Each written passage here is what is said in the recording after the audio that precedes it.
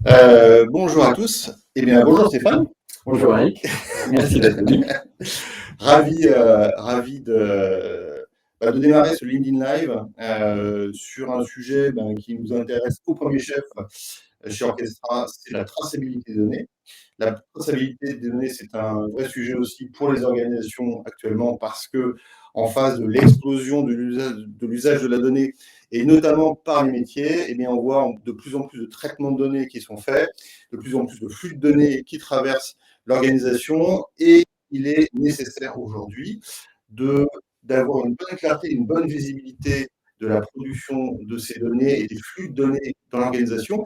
Et on va faire juste un constat, cette capacité de traçabilité des données dans l'organisation. On va voir les problématiques qu'il y a aujourd'hui, les limites qu'il y a, et de quelle manière Orchestra, au travers de la data platform, va apporter des solutions concrètes à cette traçabilité.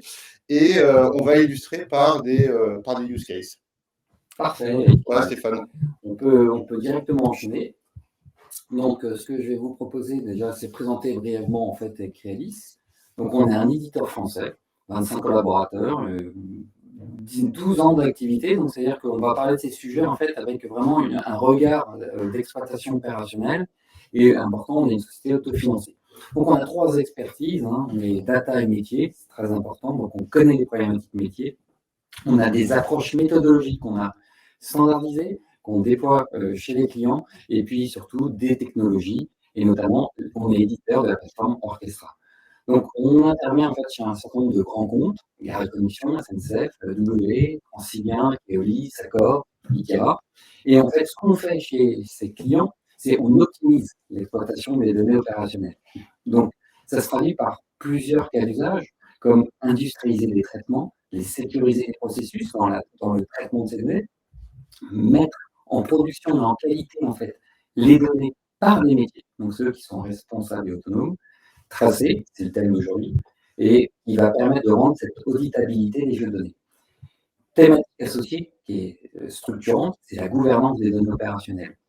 Et puis, dernier point, en fait, c'est quand on a fabriqué toute cette data product, ces données, en fait, c'est comment on va mettre en circulation et partager ces données entre opérationnels, entre gens métiers.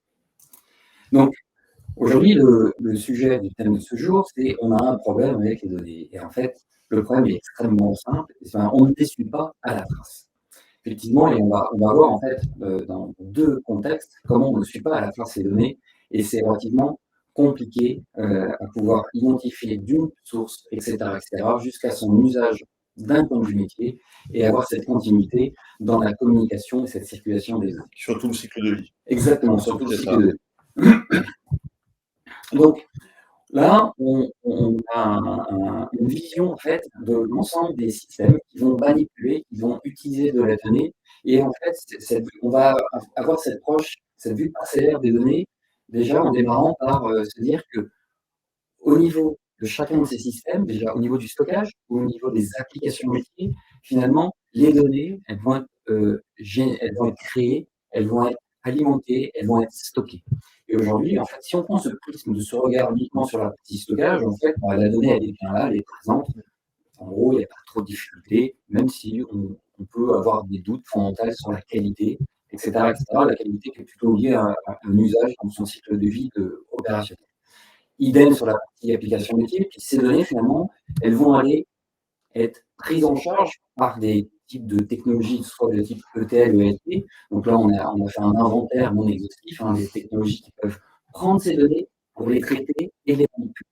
Et donc, pareil, dans cette vue unitaire des traitements, en fait, on sait ce qu'est la donnée, on sait ce qu'on manipule, en fait, lors de son chargement, de sa transformation. Par contre, au bout d'un moment, en fait, on est dans une deuxième étape, dans une deuxième phase de cette transformation. En complément de cette étape, on a des visions plutôt macro, en fait, de ces différents flux au sein de SI Data, c'est se dire, il y a des outils de data catalogage, descriptifs, il y a des outils un peu d'observabilité comme Cifray et d'autres outils plus globaux comme Colibra qui vont permettre d'avoir un autre regard, en fait, un autre œil sur la donnée. Et là encore, on n'est ni dans l'étape précédente, les ETL ou ELT, ou ni dans les outils de stockage ou dans les applicatifs métiers. Donc c'est une autre vue, un autre œil. Ça fait quand même beaucoup du.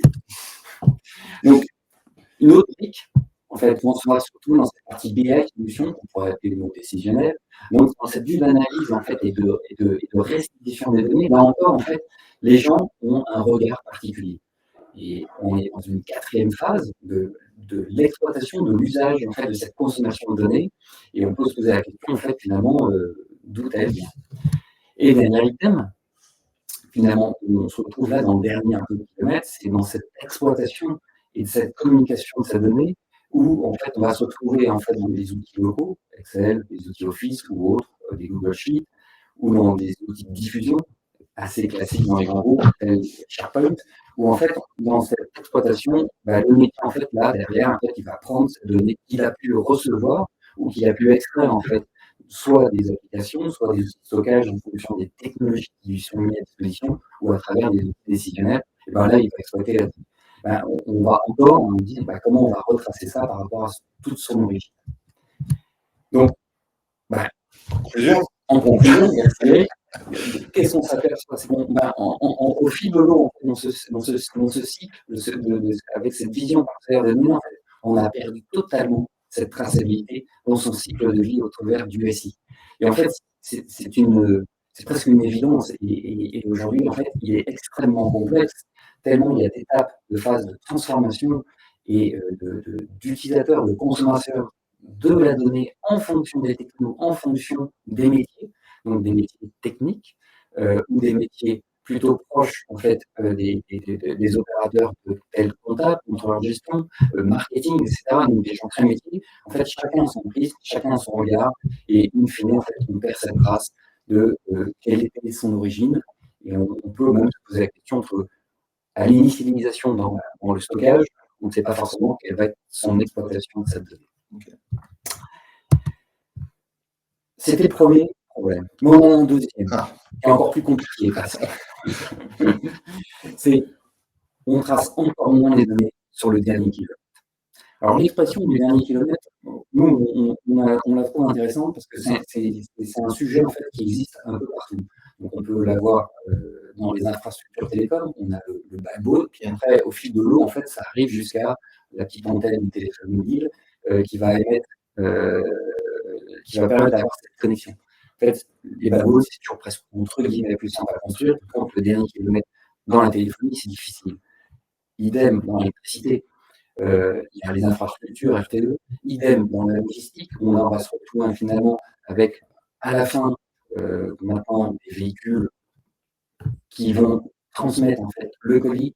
Et en fait, cette complexité du dernier kilomètre, elle existe aussi, par analogie dans la data, où on va mettre à disposition en fait du consommateur final en fait ce jeu de données, et là, on perd complètement la trace.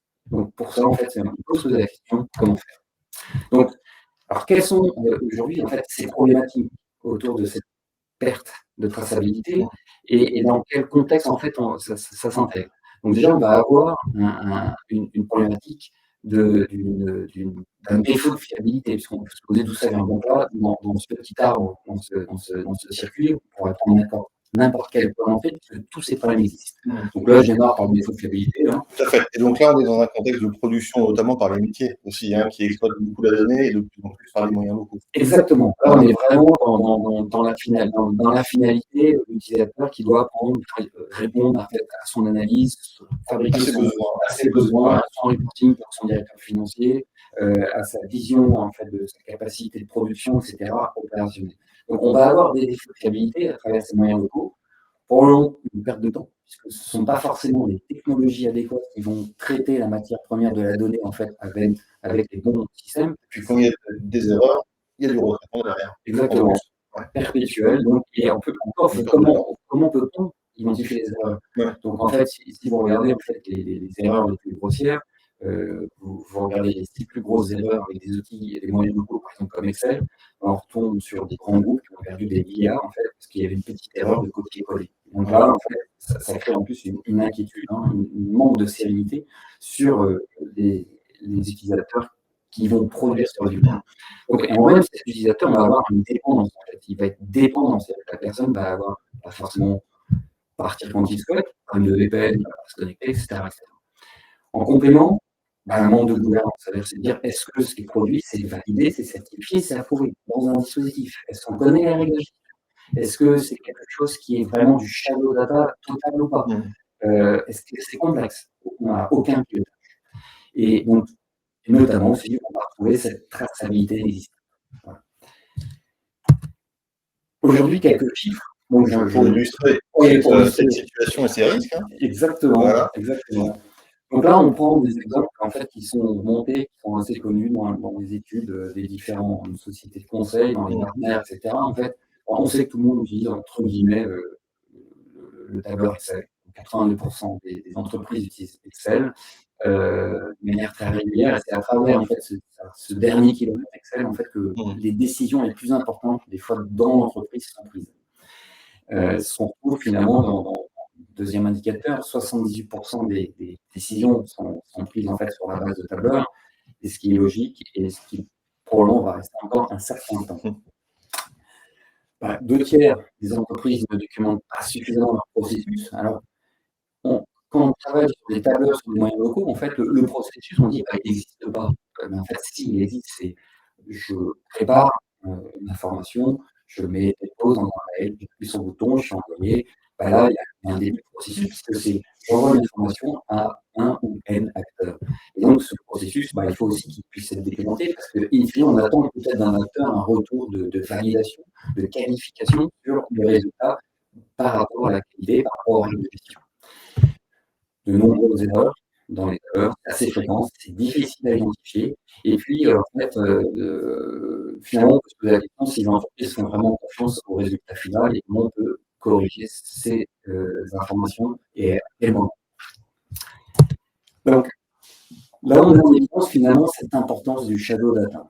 Alors, ce shadow data, en fait, il se formalise comment? C'est qu'aujourd'hui, il y a toujours une colonne vertébrale qu'on appelle un ERP, qui va permettre de s'appuyer ou d'alimenter, ou inversement d'être alimenté par les différents sites de gestion. Donc là, c'est très générique. Hein, ce qu'on met en avant, c'est que à chaque fois qu'on a un site de gestion, il va y avoir qu'est-ce qui se passe, mais le métier, il n'a pas forcément en fait, toutes ces informations dans le bon système qui va bien, donc il va les exporter. Il va travailler dans ses moyens locaux, donc Office, Google Sheet, Airtable. Et aujourd'hui, il y a beaucoup de solutions comme Airtable en cloud qui est très intéressante, hein, mais qui peut générer une certaine pollution. Donc, sur la base de ça, en fait, on voit que la donnée va retrouver avec en fonction de ses yeux, un autre prisme, que cette donnée s'échappe en fait, des systèmes qui sont eux gouvernés.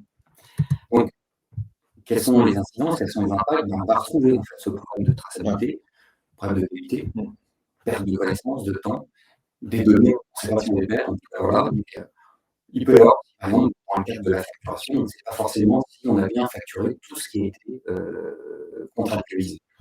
Et puis, aucune gouvernance. C'est-à-dire que là, à ce moment-là, en fait, l'organisation se dit, mais comment je peux avoir cet inventaire de tous ces traitements? Est-ce que je les ai? Et est-ce que je suis capable de mesurer l'incidence d'un changement dans la situation? J'espère qu'il y a des solutions. Effectivement, il y a une solution. La meilleure solution, c'est de comment tracer la donnée. Et aujourd'hui, en fait, on a innové en trouvant une approche opérationnelle. Donc voilà, on n'est pas dans du descriptif. Et dans cette approche opérationnelle, c'est à travers la plateforme Orchestra, donc une data plateforme d'orchestration des métiers, où on va intervenir sur trois approches. D'abord, cette plateforme s'adresse à traiter des données opérationnelles sur des problèmes métiers. Comment appréhender ces problématiques?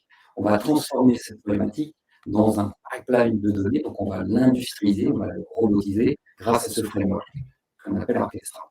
Et qui va permettre de dire c'est le métier qui va reprendre la main pour pouvoir en fait être responsable et autonome de cette production de données.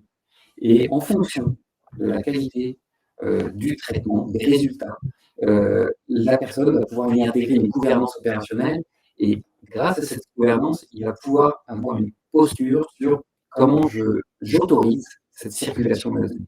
Est-ce que j'autorise? Dans quel cadre? Pour quel usage? Voilà. En fonction de l'usage, si on est dans des dépenses stratégiques à 10 ans, la précision est moins importante que faire une facture. Voilà. Se tromper de 2% sur une facture, c'est beaucoup plus important que se tromper de 2% dans un plan stratégique sur 10 ans où on sait qu'il y a tellement de variables il y a un effet d'approximation.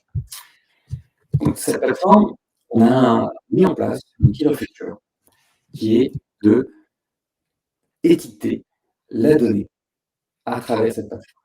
Donc, on va injecter en fait une information lors des traitements.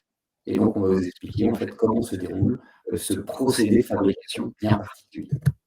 Donc, Orchestra va créer, rattacher finalement une étiquette dans un jeu de données. Donc, l'étiquette, elle va circuler, le jeu de données va être transformé et dans la plateforme, et Orchestra va y injecter une étiquette. Donc, et chaque jeu de données va être authentifié. Donc, ça sera un code métier qui sera intégré pour que ce code soit un usage métier, et ça, on le verra tout à l'heure. Donc, sans étiquette, la plateforme labellise et on injecte cette information. Alors, à quoi va servir cette étiquette? En fait, elle va servir à retrouver cette contextualisation du jeu de données, donc en disant quel est l'acteur en fait, qui a traité, en fait, qui a planifié le traitement, quelles sont ses hypothèses qu'il a pu prendre en compte pour lancer le traitement. Il va sélectionner ces jeux de données grâce à ces étiquettes en amont pour pouvoir fabriquer un autre jeu de données qui lui-même va être étiqueté. C'est ce qu'on trouve en fait ici la traçabilité. Ces données vont être entreposées. Donc là, il y a toujours plein de modalités. On peut soit, si on parle en ligne, en fait, c'est forcément dans des entrepôts de stockage. Par contre, ça peut être des produits Office, comme un Excel, dans lequel on va y injecter tel produit, en fait, une étiquette à l'intérieur, qui peut être entreposée soit dans la data marketplace de la plateforme Orchestra, soit avec des connecteurs directement mis à disposition dans des SharePoint d'entreprise ou autres. Ça, c'est intéressant quand même, parce que le premier concept, c'est-à-dire qu'autour du dataset, on arrive à rapprocher tous ces éléments d'usage, de production, de contextualisation, et ça tout au long de sa vie, en fait. Tout à fait. Voilà, c'est ça. Exactement. Et c'est qu'on va pouvoir diffuser par exemple, un document à destination de parties prenantes extérieures. Ils vont retrouver en fait, ces étiquettes. Et dans le dialogue de gestion, en fait, les gens vont se comprendre en y mettant cette référence. Intéressant, c'est-à-dire que moi, si je veux par exemple consommer un jeu de données, un dataset qui provient d'Orchestra, qui a été étiqueté, je vais pouvoir retrouver, même si je ne connais pas à la base ce dataset, je vais pouvoir retrouver tout son contexte de production, de règles de métier, de conditions d'usage, et donc j'en ai la connaissance. Exactement. Sur ce pipeline de traitement de données, on va retrouver sa version, on va retrouver ses règles de gestion. Donc, on va pouvoir avoir une traçabilité sur de la manière dont le processus de production a été fait, et parce qu'en fait, l'étiquette va pouvoir nous ramener à cette source d'information. Voilà. Et donc, autour de l'identification, on va avoir des acteurs de gouvernance associés finalement sur cette validité de l'étiquette, que ce soit des règles d'archivage, de suppression, de certification, de niveau de sécurité, etc. Donc, concrètement, Orchestra, on va injecter, on va voir dans un dataset, c'est un taux de change, c'est assez simple, on va y injecter une colonne dans laquelle on va retrouver le numéro de l'étiquette. Donc, ce dataset qui est soit en base, soit dans d'autres moyens de stockage. Alors, à quoi ça sert? En fait, à un moment donné, on se dit, ah, tiens, je veux récupérer ce taux de change pour produire un reporting financier. Donc, tout en bas, on va retrouver de cet arbre une information qui nous dit, tiens, dans ce fichier Excel et ce PowerPoint, qui est le produit de sortie, je vais retrouver en amont quelle est la version du taux de change qui a été utilisée pour convertir en fait des euros en dollars ou en fait quelle que soit la monnaie. Donc on va permettre de se dire, je suis capable de dire finalement c'était tel numéro de version de taux de change qui a été exploité. Donc grâce en fait à l'étiquette, donc on voit qu'on peut identifier chaque jeu de données, et donc on peut les tracer dans son usage, en production et en consommation, et on voit bien là, au travers de cette arborescence, on a en fait un linéage très opérationnel des données par rapport à leur consommation, leur usage en fait. Exactement, et c'est très métier. Et c'est très métier. Et donc on va retrouver ce que tu évoques, Eric, à travers cette représentation peut-être un peu plus, encore plus métier, c'est se dire que cette étiquette est intégrée dans ce PowerPoint en disant ce suivi des investissements immobiliers, c'est la 40e version, et dans cette version-là, on sert en amont sur la base de quoi il a été construit. D'accord. Et idem, là on est dans du statique, et on peut être dans du dynamique, à droite, on trouve un Power BI qui va lui faire l'inventaire dynamiquement de tous les jeux de données qui ont servi à alimenter ce Power BI. Donc là, dans un tableau, dans le premier, on va avoir en fait l'ensemble des jeux de données à travers des étiquettes qui ont servi à fabriquer en fait ce reporting numérique. Ok, donc c'est intéressant parce que là, on voit différentes sorties, donc différents produits, avec différents formats, toujours basés sur les traitements qu'on voit dans l'arborescence, et toujours ce qui fait foi, c'est cette étiquette qui permet d'authentifier et de garantir la qualité, la fiabilité des données. Ok, très clair. Voilà. Ce qui fait que un des usages en fait de l'étiquetage, on va le retrouver en certain d'exemples. On va faire un peu l'inventaire et prendre un peu de temps pour en parler. Donc là, on verra si on a un peu le temps, on a 7 cas d'usage. Donc, on va prendre le premier, qui est une situation finalement assez classique d'un point de vue métier, c'est comment j'analyse les écarts entre des valeurs, des KPI ou des simulations à des instants différents. Donc là, le plus simple, c'est de poser la question, parce qu'aujourd'hui, on a beaucoup de cas d'usage, et on va dire, bah là, on va prendre, en fonction de notre auditoire, on va plutôt prendre une partie budgétaire. C'est-à-dire que quand on fabrique un budget, il peut y avoir N versions de budget, 10, 20, 30 versions dans l'entreprise, pour plein de bonnes raisons. Et donc, ce qui est toujours compliqué, c'est de se dire, bah, tiens, qu'est-ce qui a changé entre les deux versions? Donc, on pourra très bien dire, j'ai des frais de structure. Et dans ces frais de structure, je fais une première version où j'ai décidé de revendiquer ces frais de structure, par exemple, au prorata du nombre d'effectifs dans chaque département. Pas très subtil, c'est pas grave. Donc, je fais une deuxième simulation où là, en fait, je fais plutôt au prorata de la masse salariale. Effectivement, les gens n'ont pas tous le même salaire. Donc, ce qui fait que le résultat n'a plus absolument rien à voir. Ce qui fait que la personne, c'est que quand elle va pouvoir comparer finalement ces écarts, elle va pouvoir identifier cette origine, finalement, grâce à l'arborescence des étiquettes. Et on verra qu'elle sera dans une clé d'identification qui sera différente de l'autre. Et donc, dans la valeur de ces clés d'identification, elle va comprendre tout de suite pourquoi, en fait, il y a des écarts conséquents. D'accord, donc l'arborescence permet de remonter à la source des éléments qui vont justifier les écarts. Exactement. Excellent. Voilà. Donc, un exemple un peu similaire, mais là plus dans une logique de projection, c'est se dire, je veux, et donc c'est l'exemple qu'on va aborder en fait suite après, donc je vais peut-être être rapide, c'est de se dire, j'ai plusieurs projections économiques, des scénarios, et je me pose cette question de dire, comment je peux justifier auprès d'entités, de mes acteurs, de mes parties prenantes, comment je peux comparer pour justifier ces écarts. Et bien là, j'ai besoin de retrouver toutes mes hypothèses. C'est assez proche, mais une vision, il y en a un, c'est plutôt une vision dans un cycle de vie avec une fréquence très élevée, et l'autre, c'est plutôt dans une vision contrôlée avec une communication qui a un besoin de contrôle.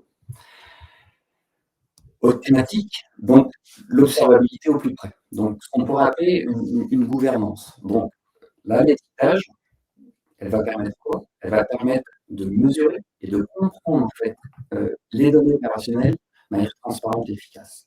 Donc, c'est tout simplement se dire,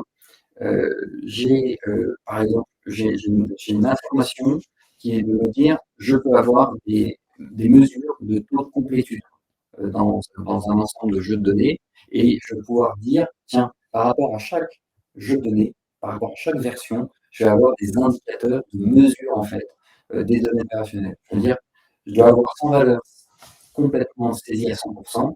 À un moment donné, je peux avoir un taux de complétude de 90%, à un autre moment, je peux avoir un taux de complétude de 95%. Et là, en fait, cette étiquette va permettre de se dire, dans ces deux situations, j'ai une qualité qui est différente et je suis capable de mesurer à la fois l'évolution de la qualité dans le temps et je suis capable aussi de prendre les mesures correctrices pour pouvoir améliorer cette qualité. Voilà. Donc cette observabilité, l'étiquette est un accélérateur et un facilitateur de mettre en place une observability opérationnelle. Quatrième point, gestion des référentiels. Donc là, pareil, toujours une thématique gouvernance, comment je peux garantir que j'utilise le référentiel qui est la golden source de l'entreprise, dans une logique de MDM. Dans cette logique de MDM, il y a toujours ce dernier kilomètre, c'est-à-dire qu'il y a un MDM, tout est garanti, tout est sous contrôle, c'est merveilleux. Sauf qu'à un moment donné, le métier, lui, va récupérer en fait, ce référentiel, il va le mettre dans un onglet Excel, et puis il va faire ses traitements propres, il va diffuser. À côté, en fait, le MDM, il va évoluer, parce qu'il y a tout un processus en fait, de synchronisation, d'harmonisation, et au bout d'un moment, en fait, le métier dans son dernier kilomètre, il aura son propre référentiel qui sera désynchronisé. Sans étiquette, on ne saura pas quelle aura été la photo de cette récupération de cette golden source. Avec l'étiquette, on met à disposition en toute confiance une version éditée et on saura dans quelle manière, à quel moment et qui a transmis et qui a mis à disposition ce référentiel métier. 2-3 mois plus tard, on pourra dire attention, tu as telle version dans tel contexte, mise à disposition, bah, tu dois mettre à jour en fait, ce référentiel. Donc ça, c'est très important dans la gestion d'un référentiel et dans ce dernier kilomètre. Un vrai sujet, là, pour le coup, la conformité. À la conformité, effectivement. Et là, en fait, on rentre en plein cœur où l'étiquette paraît une évidence, en fait. Ouais. C'est vraiment se dire, je publie, en fait, dans le cadre de données qui doivent être, qui font partie de mon processus avec un régulateur, donc que ce soit l'AMF, que ce soit l'ART dans les transports. Dans l'énergie aussi, dans l'énergie, la Creux, dans l'énergie. Donc, il y a des organisations qui sont obligées de publier leurs données, les résultats, en fait. Voilà. Exactement. Aujourd'hui, on sait que dans le bancaire, en fait, il y a certaines normes qui exigent en fait, de savoir d'où vient l'information. Et là, l'étiquette, on verra tout à l'heure, on appuie sur un petit bouton là-dessus d'ailleurs. Ouais, on appuie sur un petit bouton et puis on a l'arbre de traçabilité. Donc ça fait en termes de ROI, c'est assez efficient parce qu'en fait, on n'est pas obligé de bâtir des systèmes complémentaires pour décrire en fait, ce qui s'est passé aussi. C'est là où on a la réalité opérationnelle. Au miroir de ça, on va rentrer dans plutôt 2 cas d'usage à l'IT. Ouais. Donc le premier, en fait, je mesure le temps, hein. Et puis la première, c'est cette architecture en fait data triple layer qu'on pourra appeler médaillon, ce qui est appelé un mot qui est utilisé en fait côté un peu Microsoft. C'est-à-dire en fait j'ai 3 types d'informations. J'ai les informations brutes, voilà, les informations retraités, mais sans information forcément métier, mais qui sont réorganisés, qui sont peut-être restructurés, et puis peut-être avec quelques règles basiques de calculatoire. Et puis après, j'ai cette information qui a été nettoyée, restructurée, en fait, elle est déjà un premier prêt à l'emploi, en fait, pour un certain nombre d'acteurs. Et puis après, j'ai un troisième niveau où là, j'enrichis, j'ai des règles de gestion techniques, métiers. Quand je parle technique, c'est presque de modélisation pour pouvoir remettre à plat en fait des données qui puissent se parler, et puis des règles de gestion métier. Et à ce moment-là, je vais entreposer en fait ces informations qui doivent être prêtes à l'emploi. Et aujourd'hui, sans intégrer en fait, ces étiquettes, en fait, on se pose la question, c'est quelles sont les règles que j'ai appliquées au niveau 2 et au niveau 3. Mettre étiquette, c'est se dire que mon niveau 3, dans la mise à disposition, là, l'IT, en fait, on pourrait dire, voilà, je vous mets à disposition un data hub, exemple de mots, hein, puisque beaucoup de mots dans l'entreposage. Donc, je mets à disposition dans un entrepôt, en fait, des données de niveau 1, 2 ou 3. En tout cas, les niveaux 2 et 3 sont totalement tracés. Et on sait de quoi on va. Parce qu'on arrive à injecter de manière automatique aussi cette notion d'étiquetage au sein des stockages data. Exactement. Et aujourd'hui, en fait, dans les clients utilisateurs de la plateforme, en fait, ils ont dans les niveaux 2 ou 3, en fait, ils ont des étiquettes qui sont automatiquement générées pour avoir cette traçabilité. Dès le départ. Dès le départ. C'est comme ça. Dernière approche, l'organisation data mesh. C'est comment, en fait, je peux passer dans une organisation data mesh, qui veut dire c'est comment d'un domaine métier à l'autre, je peux faire circuler des données. Aujourd'hui, c'est très compliqué parce que un domaine doit pouvoir alimenter un autre domaine, et après, c'est de se dire, mais qu'est-ce que j'envoie, qu'est-ce que je transmets, comment je m'y retrouve. Et dans cette logique data mesh, le métier doit avoir une capacité lui-même de générer sa donnée. Et donc, comment j'alloue en fait cette capacité à gérer la donnée avec sérénité et avec contrôle. Là, chaque domaine ont leur construction de jeu de données avec ces étiquettes, et ils décident, grâce à la gouvernance rattachée à cette étiquette, de mettre à disposition de d'autres domaines métiers, donc d'autres directions, entre le commerce, la finance, la production, cet échange d'informations étiquetées, versionnées et gouvernées. Voilà. Donc ça, on est vraiment dans l'aboutissement de l'usage de cette labellisation. Donc là, on avait des exemples de use case, on va faire un focus sur une partie conformité au travers d'un exemple.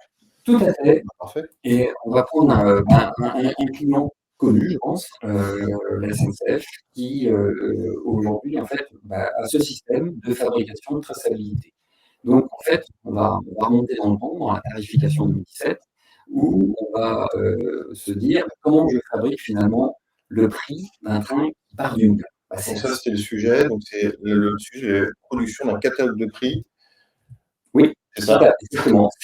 C'est un catalogue de prix, donc c'est combien va coûter quand Eurostar, quand Renfe, quand Axe Voyage va payer, en fait, va partir de la gare de Lyon, combien il paye. À la gare. Voilà, à la gare. Eh ben, c'est pas si simple. Il faut en fait faire intervenir un certain nombre de domaines métiers. Donc là, on va retrouver la direction immobilière, l'exploitation, les investissements. On va dire à chacun, merci de nous donner en fait vos charges futures. Donc c'est compliqué, mais futur plus loin que d'un budget. Donc ça peut être dans 2 ans. Donc dans 2 ans, à ce moment-là, la direction, au milieu de la régulation, va récupérer toutes ces informations de charge pour pouvoir faire une petite division en disant voilà, mais mon assiette de charge, je vais diviser par le nombre de trains sur chacune des gares et j'obtiens mon prix. Ce qui fait que chaque domaine et sous-domaine doit avoir la responsabilité de donner la bonne version que eux, ils ont estimée, qui va servir à fabriquer en fait ce catalogue de prix. Voilà. Donc derrière, en fait, c'est quoi? Ici, on parle d'UTD, c'est l'abréviation de unité de traitement de données. Donc ça, c'est une ligne de production, en fait. Exactement. Voilà. Où il y a un pipeline de données qui est traité. Exactement. Et il y a un producteur, et les producteurs sont les métiers. Très bien. Voilà. Et c'est les métiers qui vont gouverner les versions qui doivent être intégrées pour le calcul final. Donc, voilà un exemple de traçabilité, en fait, sur le résultat d'un calcul. D'accord. Donc là, on parle de la grille tarifaire 2017. Donc, c'est la version 11. Et dans cette version 11, finalement, il a été à la dernière étape de la création, on va récupérer en fait ce qu'on appelle ici le 2017 DRS étude 20, qui est l'assiette de charge générale. Voilà. Et cette assiette de charge, finalement, elle a servi à cette grille tarifaire. Et cette assiette de charge elle-même est composée finalement de toutes les directions. D'accord. Et là, on va reprendre des activités de concession de l'entreprise de concession. Donc, c'est la brioche dorée dans une gare. En fait, c'est une concession. Maintenant, il y a un peu des arras, il y a pas mal de magasins qui vont générer un chiffre d'affaires et ça rentre dans le modèle économique. D'accord. Et donc, il a été décidé pour la version 2, voilà, qui a été fabriquée en novembre 2015. Donc là, ce qu'on voit, en fait, c'est une représentation à plat de l'arborescence de traitement de données qui a permis de produire ce catalogue de prix. Et c'est ce typologie de document qui est envoyé, transmis à l'ART. Exactement. Voilà. Et à partir de là, effectivement, l'ART a l'ensemble des informations de production, des éléments des datasets qui ont permis de produire le catalogue de prix. Exactement. Et ça, c'est fait automatiquement, en fait. Oui, exactement. Okay. Ça, c'est une restitution qui est faite automatiquement. Et à l'image de cette restitution, quand vous voyez tous les jeux de données ici, l'inventaire de ces jeux de données, eux-mêmes sont transmis au régulateur. Est-ce qu'on pourra le faire sans ce principe d'étiquette? Alors, je ne le vois pas comme ça. Pour quelle raison? C'est que là, on s'aperçoit d'ailleurs, il n'a jamais été utilisé la première version. Oui, d'accord. Il n'a pas forcément été utilisé la dernière version. Et on voit qu'en fonction des métiers, on va de la version 20, la version 12, la version 10, et on va d'une temporalité de octobre 2015 à mai 2016. Pour la grille 2017. Pour la grille 2017. Okay. Vous voyez, donc la temporalité là, est d'une complexité absolument incroyable. Ouais, bien sûr. Et là, la RT, en fait, depuis qu'il y a l'utilisation de ce procédé technologique de l'étiquetage, en fait, la RT n'a jamais émis de critique, en tout cas sur la partie data. Bien sûr. Donc, concrètement, c'est une donnée publique. Donc, si on clique sur ces étiquettes, on va retrouver finalement la version du jeu donné dans le DataCouf, puisque ce sont les mises à disposition en fait, des parties prenantes. Et puis, dans les documents de référence de la SNCF, bon là, c'est un petit cas marrant, parce qu'il y a un certain nombre de tableaux de bord en fait, mis à disposition. On va retrouver en fait les années précédentes. Donc, depuis un certain temps, en fait, cette étiquette permet en fait, de se retrouver dans le cadre de l'entreprise pour se dire quel est le jeu de données que je dois exploiter. Voilà. Il y a beaucoup de réunions avec les parties prenantes, les conseils régionaux, etc., ce qui fait qu'en fait, sans cette information, le dialogue de gestion serait très compliqué et ça a permis en tout cas de mettre une transparence financière dans l'entreprise. D'accord, donc on voit bien effectivement cette notion de transparence, d'auditabilité. Mais ce qu'on sait aujourd'hui, c'est que la SNCF, au travers de la mise en place de ce principe d'étiquette, ne parle plus qu'en étiquette. Exactement. En fait, c'est Exactement. Alors, c'est plus simple qu'un code barre, parce qu'en fait, on va dire j'ai 8 codes de telle épaisseur. Ben là, c'est un code où on voit finalement l'année du tarif, porté par le tarif. On voit en fait un acronyme, on voit en fait c'est de l'étude, et on voit une bonne progression. Voilà. Donc ça, c'est le métier qui décide de construire sa propre structure d'étiquette à travers la plateforme. Voilà. Donc, ce qu'on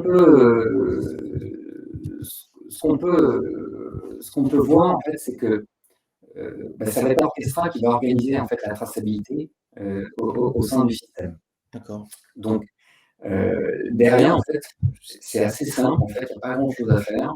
La question, c'est plus de l'entreprise, c'est de comprendre en fait ce concept et puis de le mettre en application. Et aujourd'hui, en fait, on s'aperçoit qu'il faut changer son prisme, son regard, en fait, pour se dire, effectivement, c'est un truc nouveau.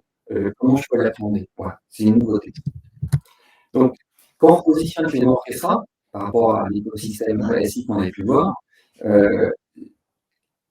c'est au centre, finalement, de tous ces points de vue. Et au milieu Orchestra, finalement, ça contient un ordonnanceur qui va piloter les pipelines de traitement de données. Et dans ce pipeline de traitement de données, on va y injecter une étiquette.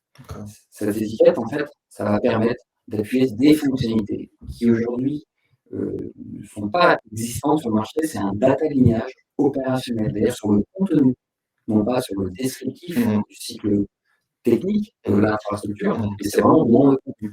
On peut y associer sur l'étiquette, en fait, il y a des procédés de qualité. Donc, en fait, chaque jeu de données, on va y retrouver sa qualité, on va y avoir son logique de data management, et puis cette logique de circulation, data shop, une data marketplace, on peut mettre à disposition de l'information. Et donc, cette traçabilité, pour un peu résumer tout, ça va renforcer en fait cette transparence, et là, permettre, ça j'aime bien cette formulation, c'est une gestion plus responsable des données. Voilà. Et cette gestion plus responsable, c'est-à-dire que les gens doivent ou pas approuver ce qu'ils ont fait. Voilà. Et donc, ça va responsabiliser. Et là, on va retrouver aussi une notion qu'on en parle beaucoup, mais ce n'est pas l'objectif de la traçabilité, mais c'est on va retrouver un sens dans ce qu'on fait, c'est-à-dire qu'on doit y mettre sa responsabilité. Donc, c'est un sens. Et le deuxième axe, c'est ça va restaurer finalement une confiance dans l'usage. C'est-à-dire que moi, quand je prends cette version de l'étiquette, j'ai confiance parce qu'on m'a dit quelle était son niveau de qualité, son niveau d'usage. Voilà. C'est très clair. Ce qu'on peut dire aussi par rapport à ce schéma et cette data platform, c'est qu'on peut l'installer dans n'importe quel contexte SI data existant, legacy, et démarrer en fait cette mise en place de l'étiquetage et du lignage, de la traçabilité des données. Tout à fait. Il n'y a aucun frein à la mise en place de cette solution. Tout à fait. On ne démarre pas dans du big-bang, on démarre dans des premiers cas d'usage. Voilà. Et en fait, on est dans une entreprise croissante, progressivement d'aborder des sous-domaines, etc., par métier, et se dire je commence à instaurer cette politique de traçabilité dans l'entreprise. Qui, in fine, finalement, on arrive dans certains clients à avoir en fait des centaines d'informations toutes tracées dans lesquelles on va retrouver tout le cheminement et une sérénité vraiment de gestion. Donc l'installation, c'est assez rapide, très rapide d'ailleurs. Et après, je prends le premier cas d'usage, je le fais, et une cas d'usage, en général, c'est des cas d'usage métier, donc ça peut aller très vite. On parle en semaine. Eh bien, parfait. Eh bien, on arrive au terme de cette présentation. On parlait de cas d'usage, donc justement, si vous voulez, vous qui nous écoutez, nous voyez, en savoir plus sur justement les cas d'usage et peut-être parler de cas d'usage propres qui vous concernent, n'hésitez pas à nous contacter, on sera avec Stéphane pour y répondre et voir de quelle manière, effectivement, on peut mettre en place ce principe d'étiquetage de la donnée à travers la data platform Orchestra et mettre en place cette traçabilité de vos données opérationnelles au sein de votre SI et pour vos métiers. J'ai bien Stéphane. Merci. J'espère que ça aura sollicité beaucoup de questions et d'envie de traçabilité. N'hésitez pas en tout cas à nous solliciter. Et merci à vous. Merci à vous.